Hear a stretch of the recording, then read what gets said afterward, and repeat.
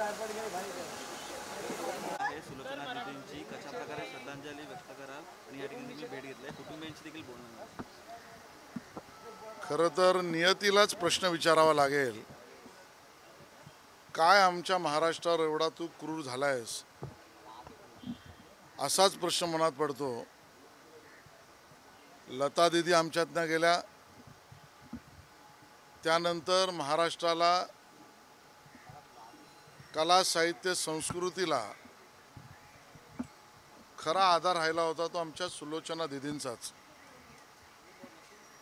सुलोचना दीदी आपल्याला सोडून निघून गेल्या. त्यांना श्रद्धांजली अभिवादन करताना त्यांचं संपूर्ण चित्रपट सृष्टीत त्यांनी केलेलं कार्य डोळ्यासमोर येतं. मराठी, हिंदी, अन्य सर्व सिनेमे मिळून 400च्या वर सिनेमे त्यांनी केले. सहज अभिनय, ऑन स्क्रीन, ऑफ स्क्रीन, तेच सोज्वळ सौंदर्य, 100% प्रोफेशनली कमिटेड, आणि सगळ्यात महत्त्वाचं म्हणजे आत्तापर्यंत अगदी 2016-17 पर्यंत काम करताना आपल्या महाराष्ट्राची संस्कृती, प्रथा, परंपरा, संस्कार या त्यांनी जपवल्या, दाखवल्या आणि पुढच्या पिढीपर्यंत त्याचा आदर्श निर्माण केला. म्हणून आपल्यातली एक संस्कारी आई, संस्कारी माँ, संस्कारी बा, संस्कारी देवी रूप असलेली एक अभिनेत्री ही आपल्यातला निघून गेली आहे.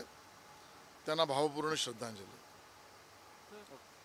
दादासाहेब फाळके हा जो सर्वोच्च पुरस्कार आहे तो त्यांना मिळावा यासाठी याआधी प्रयत्न का नाही झालेले आहेत यावर मी आज भाष्य करणार नाही.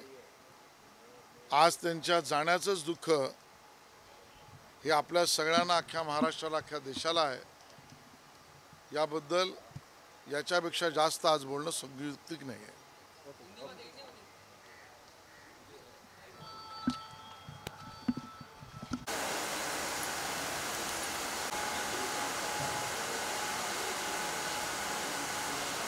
दादा साईडला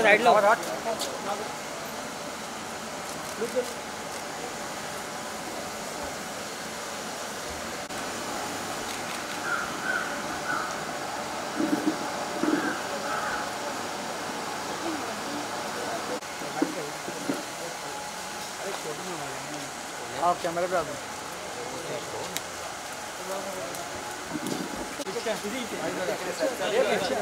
सुमनदादा कशी श्रद्धा काय आठवण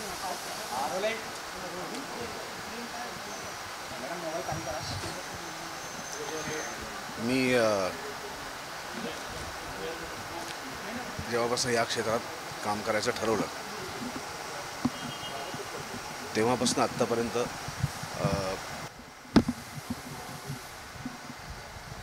काही माणसं, काही कलाकार आपल्या आजूबाजूला असतात की ज्यांच्यामुळे ज्या क्षेत्रात आपण काम करतोय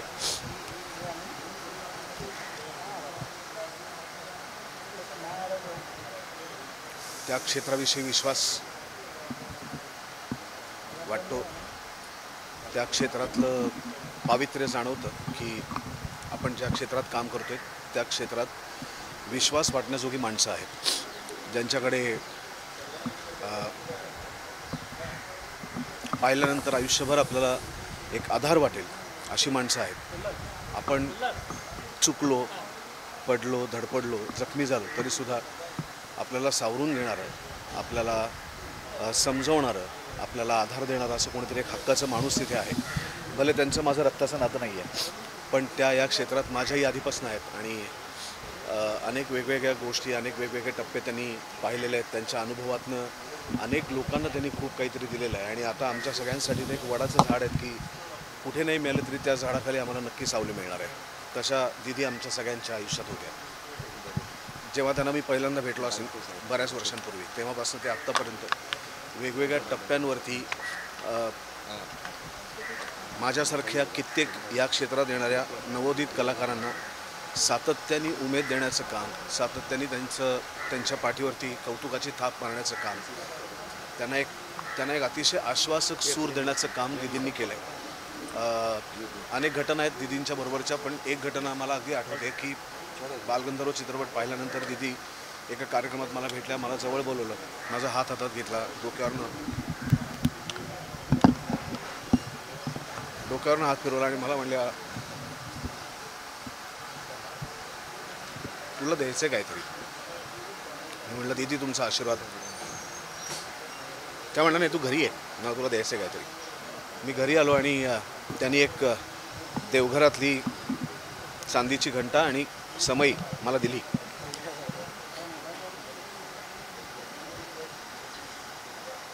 मला म्हणाल्या या समयीसारखं तुझं आयुष्य आणि तुझ्यातली कला तेवत राहू दे आणि लोकांना प्रकाश देऊ दे. ती समय आजही माझ्या देवघरात आहे, ती घंटा आजही देवघरात आहे. त्यांच्या गाण्याने पोकळी वगैरे झाली असे अत्यंत कृत्रिम शब्द मी वापरणार नाही, पण ज्या काही व्यक्तींकडे बघून या क्षेत्रातली वाटचाल चालू होती त्याच्यातल्या खूप व्यक्ती गेल्या. हा एक शेवटचा आधार होता, त्याही आज गेल्या. त्यांचं प्रेम, त्यांची माया, त्यांची ममता, त्यांची इन्स्पिरेशन एक कायम आयुष्यभर राहील. दीदींचा चेहरा जेव्हा जेव्हा अस्वस्थ काळामध्ये समोर येईल तेव्हा जी समय त्यांनी दिली त्याची ज्योत बनवून ते आम्हाला कायम मार्गदर्शन करत राहतील. बस काही नाही, आमच्या हक्काची जिच्या मांडीवरती डोकं ठेवून आम्ही रडू शकतो अशी आमची आई गेली. त्यांना मनापासून धन्यवाद. पहिलं तर खूपच दुःखाची बातमी आहे. म्हणजे मला तर अगदी एवढं गहिवरून आलं आहे की बोलताच येत नाही खरं पाहिलं तर. पण त्यांची माझी भेट अगदी सुरुवातीला, मी अगदी शाळेत असताना मला बाबांचा म्हणजे भालजी पेंढारकरांचा कॉल आला होता प्रभात स्टुडिओला. तेव्हा मी तिकडे त्यांना पहिल्यांदा भेटले होते आणि नंतर आम्ही माई माऊली म्हणून पिक्चर होतं त्याच्यामध्ये त्या स्वतः होत्या आणि मला पहिल्यांदा त्या सिनेमात त्यांच्याबरोबर काम करण्याचा वेळ आली आणि माझं नशीबच होतं की माझी सुरुवात तिथपासून झाली आणि त्यांनी अगदी मला मुलीसारखं सांभाळलं. म्हणजे कधीही मला असं वाटलं नाही की मला एक दुसरी आई मिळाली आणि माझ्या पहिल्या आईची कुठे कमतरता मला भासते असं मला कधीही वाटलं नाही. प्रत्येक वेळेस जपणं, ज्या ज्या सिनेमात आम्ही कामं केलेली आहेत तिथे सगळीकडे म्हणजे एवढ्या प्रेमाने मला जपलं की मला कधीच असं वाटलं नाही की मी नवीन आहे. त्याच्यानंतर पाटलाची सून म्हणून एक चित्रपट होता, त्याच्यातही आम्ही दोघींनी कामं केलेली आहेत आणि त्यांच्यावर काम करताना नेहमी एवढा आनंद आलेला आहे. नंतर मग मी स्वतः निर्माती झाले, स्वतःचे सिनेमा बनवायला लागले. भिंगरी चित्रपट माझा जेव्हा सुपरहिट झाला तर त्यांनी एवढ्या प्रेमाने मला फोन करून बोलवलं आणि एवढं कवटाळलं की जसं असं वाटतं की स्वतःचीच आई आपल्या मुलीचा आनंद आणि प्रोग्रेस बघून जेवढा आनंद होतो तोच आनंद मला त्यांनी हे केला. नंतर भन्नाट भानू सिनेमा मी बनवत होते तेव्हा मी त्यांच्याकडे गेले. त्यांची तब्येत तर तेवढी म्हणजे बरी नव्हतीच, चालायला त्रास होता, पण म्हटलं दीदी मला तुमचा आशीर्वाद पाहिजे, तुम्हीही एका सिनेमात माझ्या काम करायला हवा. आणि त्यांनी भन्नाट भानू हा सिनेमा अगदी त्यांनी सांगितलं की मला बसता उठता येत नाही आहे. म्हटलं तुम्ही बिलकुल काही काळजी करायची नाही, मी सगळं काही तुमचं अगदी तुम्हाला कधी वाटणार पण नाही की तुम्हाला चालता येत नाही की बसायला त्रास झाला आहे. आणि तो सिनेमा करताना त्या एवढ्या उत्सुकतात होत्या की जेव्हा गावाकडून माझी आई येते मुंबई चर्चगेट स्टेशनला आणि तिला ते स्टेशनाच्या बाहेर सगळ्या मोठ्या ट्रॅफिकमधून क्रॉस करायचं आहे, तर असं वाटत होतं की भन्नाट भानू त्याच आहेत ज्या म्हणजे त्या चपळाईनी त्या क्रॉस करत होत्या. इथपर्यंत काही क्लायमॅक्सला त्यांना आमची ॲक्शन असते, त्या ॲक्शनमध्ये त्यांची पळापळी दाखवले, त्याच्यामध्ये सुद्धा त्यांनी भाग घेतला. आणि माझं हे सौभाग्यच आहे की मला दीदींच्याबरोबर काम करायला मिळालं.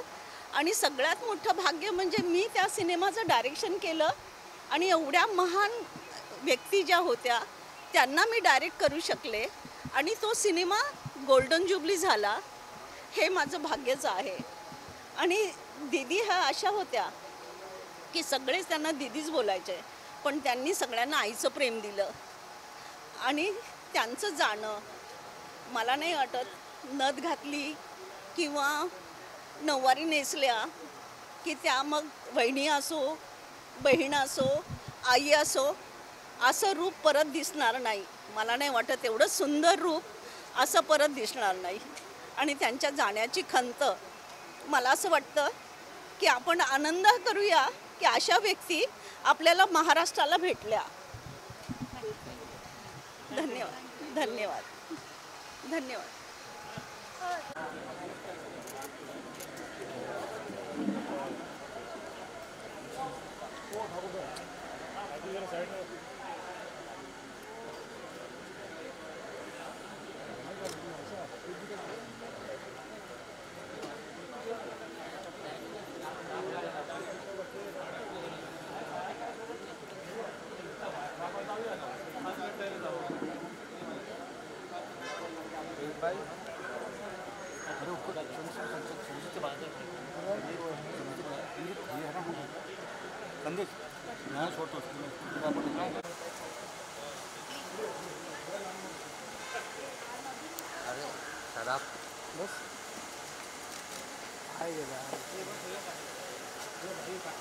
हां